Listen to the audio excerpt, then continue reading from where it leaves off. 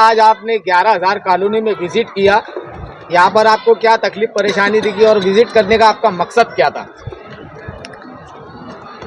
Social democratic party of India SDPI के एक वफ्द ने आज 11,000 कॉलोनी के अंदर विज़िट किया और यहाँ के हालात को समझने की कोशिश की।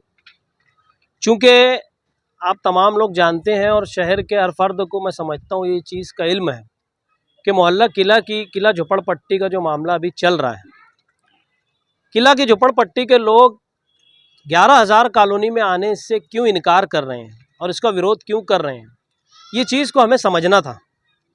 यहाँ आकर उस चीज़ को हमने समझने की कोशिश की कि ऐसा क्या है जो झोपड़पट्टी के लोग यहाँ आने से इनकार कर रहे हैं।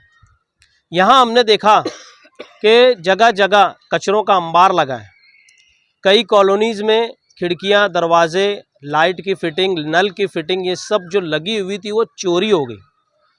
इसी के साथ साथ नशे का कारोबार यहाँ पर उरूज पर है। मासूम बच्चे आप देख रहे हैं हमारे इर्द गिर्द खड़े हुए हैं।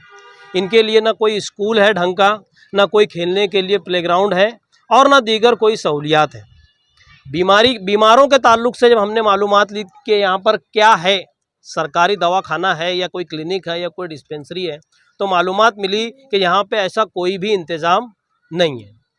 गुज़िश्ता दिनों हमने कॉरपोरेशन के कमिश्नर को लेटर देकर यहाँ पे रोड की मांगनी की थी और उस पर मालेगांव कमिश्नर ने काम करते हुए रोड का काम भी किया था। उसका लेटर ये है।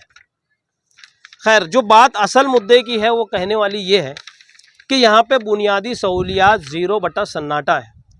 कोई भी सियासी लीडर इस पर बोलने से कतराता है या बोलना ही नहीं चाहता।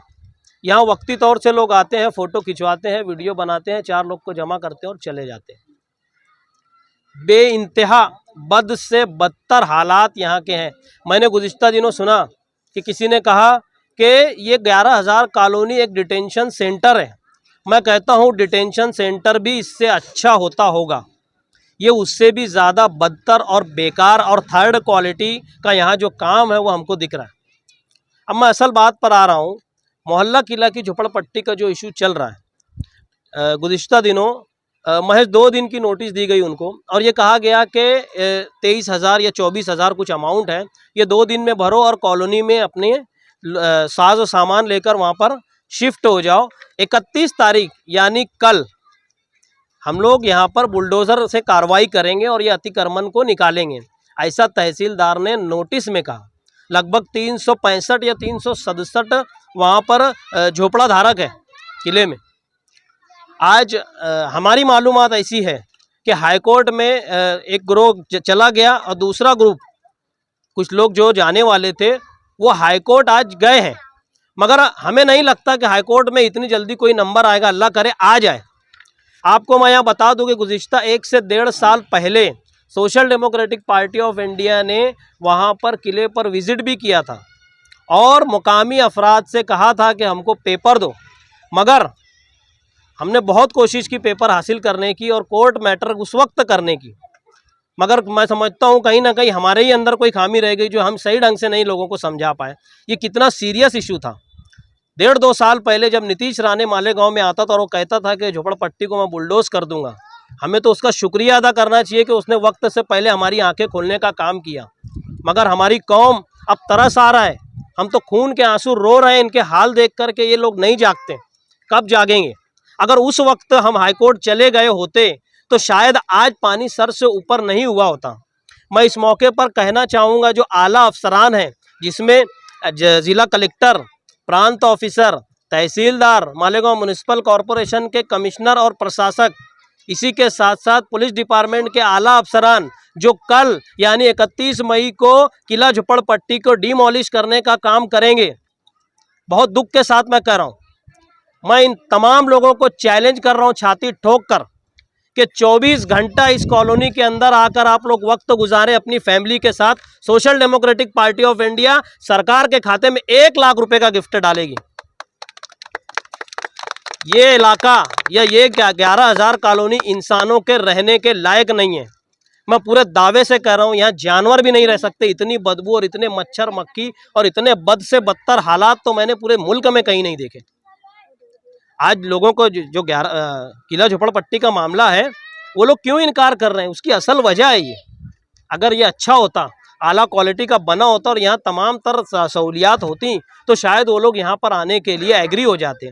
अभी according to this that notice, वो नोटिस जो कह रही है किला झोपड़पट्टी वालों को कि ये पैसा भरो और वहाँ जाओ, अब वो लोग आने के लिए नहीं बोल रहे हैं। तो इसका मतलब कल जब वो उखाड़ने आएंगे तो उनको उखाड़ के चले जाएंगे। मगर ये हाईकोर्ट में जो ऑर्डर आया गुज़िश्ता दिनों, हाईकोर्ट क्या कह रहा है कि ज़बरदस्ती आप लोग किला झोपड़पट्टी खाली नहीं करा सकते। प्रशासन को हाईकोर्ट ऑर्डर देकर कह रहा है, मगर उसके बाद भी जबरदस्ती करके उनको खाली कराया जा रहा है बिना उसके बदले में कोई दूसरी जगह शिफ्टिंग की बेहतर बता के। कोई जगह नहीं है उनके पास सिवाय इस कॉलोनी के, और ये कॉलोनी रहने लायक नहीं है। और जो ज़मीन देने की बात कॉरपोरेशन की तरफ से की जा रही है, वो ज़मीन कहाँ है, कब मिलेगी? अगर कल खाली कर दिए तो वहाँ उनको बसने में और उनको घर बनाने में कितना वक्त लगेगा, ये हम और आप समझ सकते हैं। मगर सरकार में बैठे लोग वो इस बात को नहीं समझ रहे हैं। जब मालूमात ली गई तो पता चला कि रियासत के जो चीफ मिनिस्टर हैं देवेंद्र फडणवीस, उन्होंने एक जीआर निकाला कि महाराष्ट्र में जितने किले हैं वहाँ के अतिक्रमण को साफ करेंगे। मैं आपको बता दूं, आपके ज़रिए पूरे शहर के आवाम को मैं बताना चाहता हूं कि ऐसा कोई भी जीआर जो निकला है, ऐसा कोई भी इकदाम सिवाय मालेगांव के अभी तक तो हमारी नज़र में नहीं आया लिखने और पढ़ने और देखने में। मालेगांव के किले के अलावा बड़े बड़े किले हैं, रायगढ़ किला है, रत्नागिरी का फोर्ट है और दीगर इलाकों के बड़े बड़े किले हैं जहां आज भी अतिक्रमण है। मगर सिर्फ और सिर्फ मालेगांव के किले को निशाना बनाकर जो कई 70-80 साल 100 साल से लोग वहाँ रह रहे हैं, उसके बाद उनको उजाड़ने का जो हरबा आजमाया जा रहा है वो बिल्कुल दुरुस्त नहीं है। आज मैं इस आप लोगों के ज़रिए और आप लोगों के इस वीडियो के ज़रिए मैं पुलिस प्रशासन से हाथ जोड़कर अपील कर रहा हूँ कि कोई भी कार्रवाई करने से पहले एक बार यहाँ का जायज़ा ले लिया जाए, क्योंकि कल अगर किला झोपड़पट्टी उखड़ जाती है तो वो लोग कहाँ जाएंगे, इसके लिए सरकार ने क्या प्रोग्राम तय किया है। हाईकोर्ट के ऑर्डर के अंदर कोएर्सिव लफ्ज़ इस्तेमाल किया गया है कि तुम ज़बरदस्ती नहीं हटा सकते यहाँ पे, मगर उनको बिना कोई अलग जगह दिए, उसके एवज़ में कोई दूसरी जगह दिए उनको जब कल उखाड़ने का काम किया जाएगा तो आप अंदाज़ा लगाइए कि मासूम छोटे छोटे बच्चे हैं, औरतें हैं, बुज़ुर्ग हजरात हैं, वो कहाँ जाएंगे और इतने कम वक्त में अपना सामान शिफ्ट कैसे करेंगे। महज 2 दिन का उनको टाइम दिया गया था। मैं आज इस मौके पर सरकार से और सरकार के आला अफसरान से और पुलिस डिपार्टमेंट से ये अपील कर रहा हूँ कि एक बार देखिए, लोगों की लिबर्टी और लाइफ का सवाल है, उनकी आज़ादी और ज़िंदगी का सवाल है कि वो किस तरीके से अपनी ज़िंदगी और गुज़र बसर करेंगे। मैं अपील कर रहा हूँ प्रशासन से कि इस ताल्लुक़ से संजीदगी से सोचते हुए आगे का कदम उठाएं। आपके एक गलत कदम उठाने से सैकड़ों नहीं हज़ारों लोगों की ज़िंदगियां दांव पे लग जाएंगी।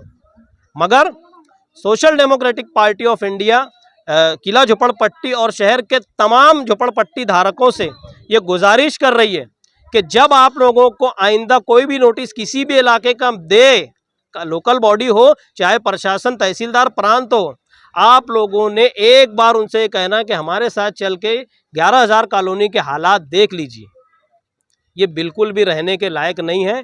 Social democratic party of India ये कोशिश कर रही है कि हर इलाके में जो झोपड़पट्टी के लोग बसे हैं झोपड़पट्टी में, उनके साथ में प्रशासन से बैठकर बातचीत करके ये यहाँ के पहले हालात को निपटाए। उसके बाद हम देख रहे हैं कि